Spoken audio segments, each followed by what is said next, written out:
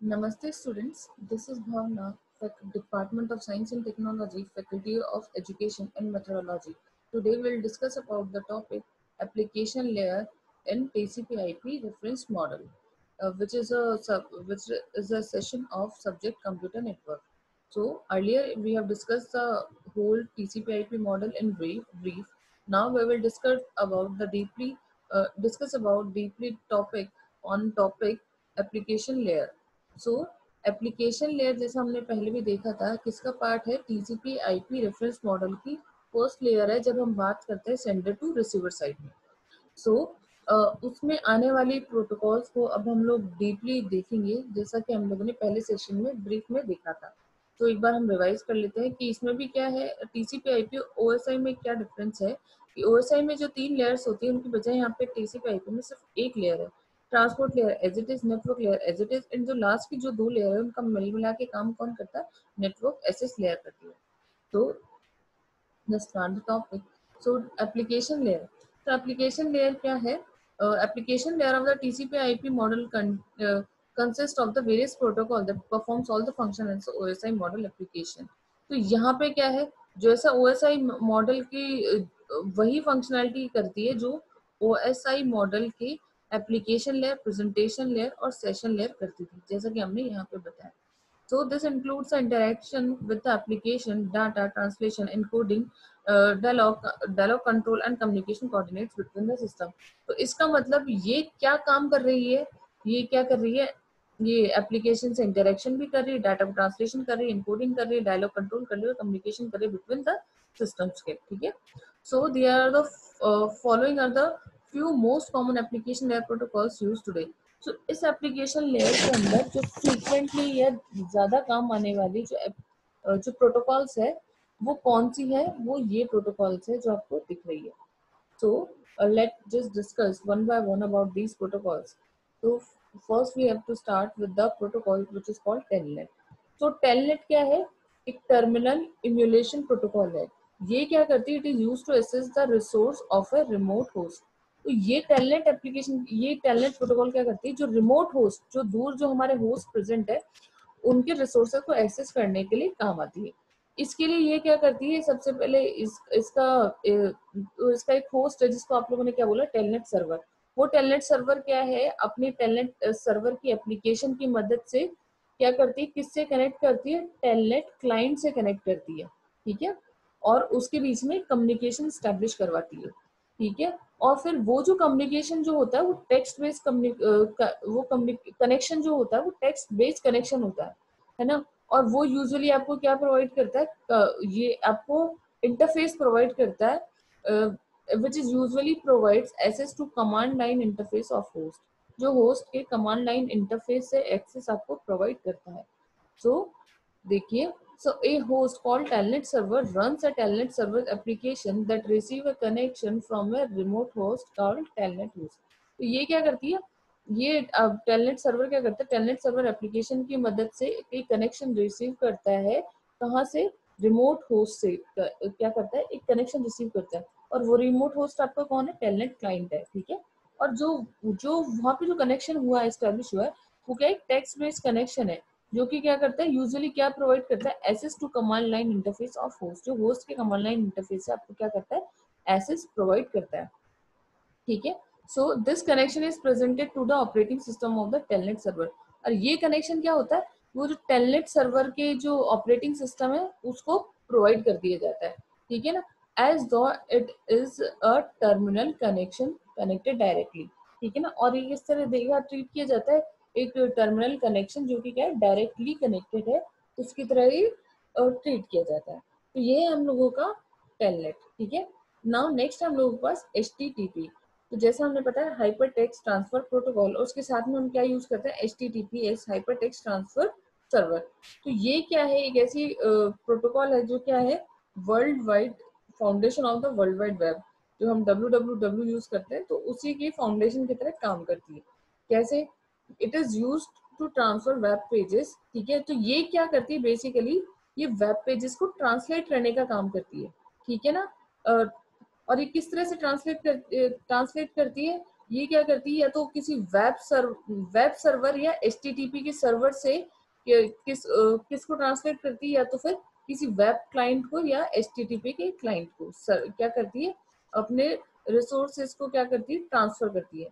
So it is used to transfer the web pages and such resources from the web server or HTTP server to web client और HTTP client.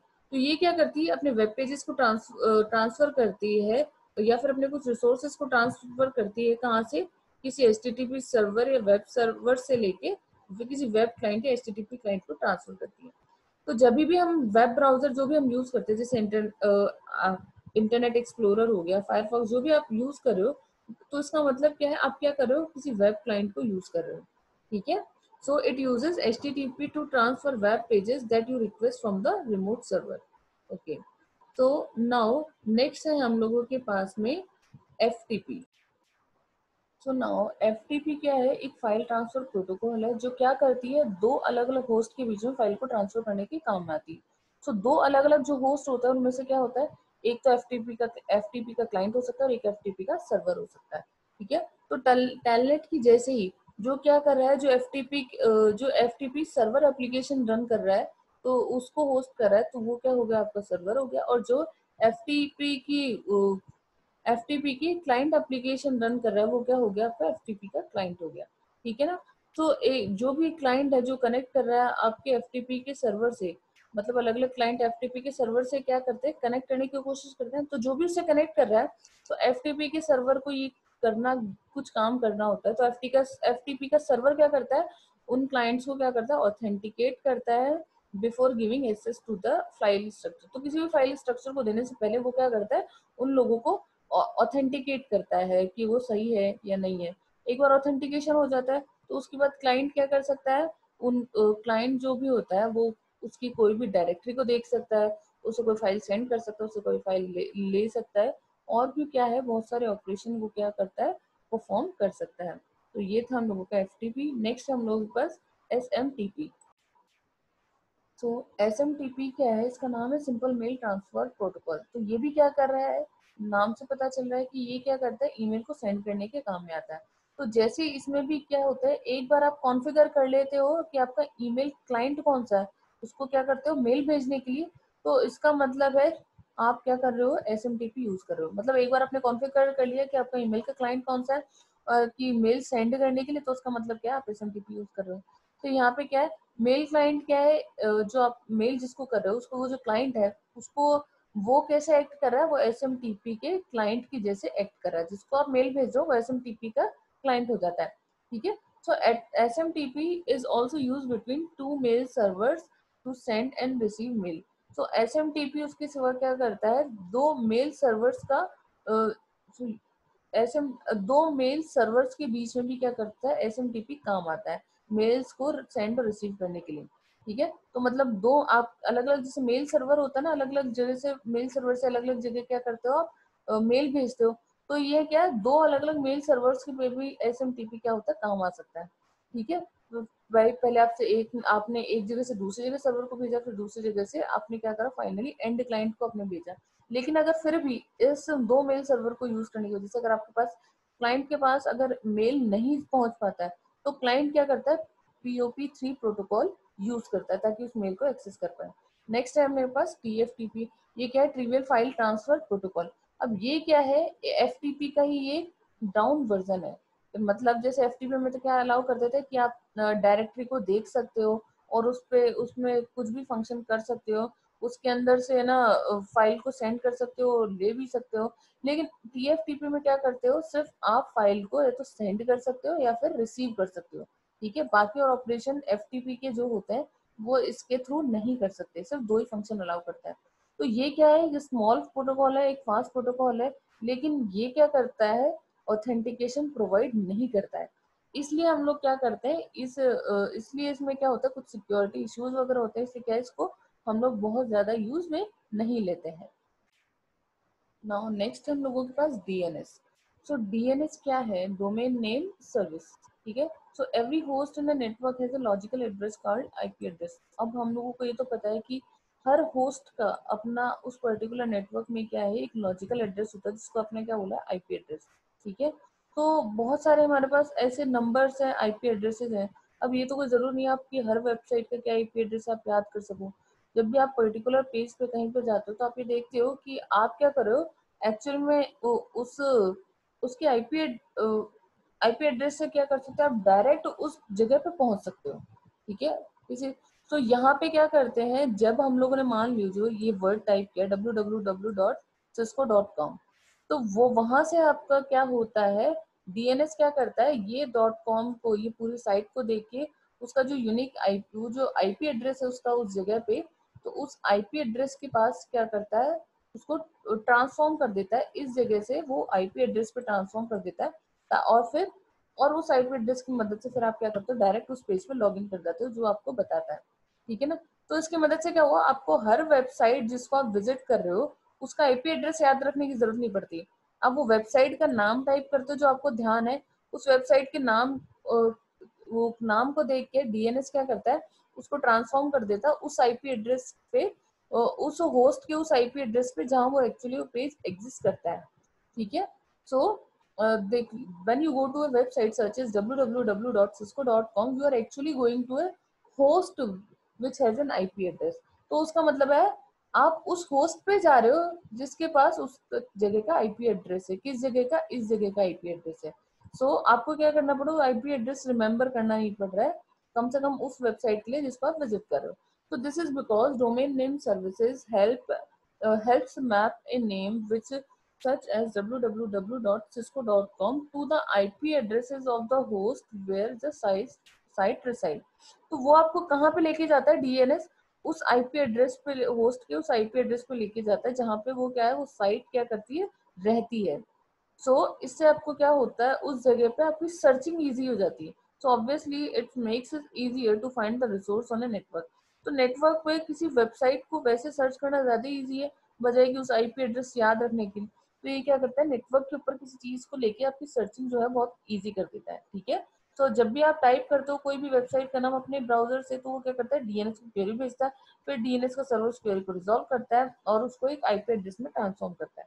ठीक है। फिर जैसे वो query resolve हो जाती है तो एचटीटीपी के का एक सेशन उसके लिए क्या होता है, स्टैब्लिश हो जाता है उसके आईपी एड्रेस के साथ में।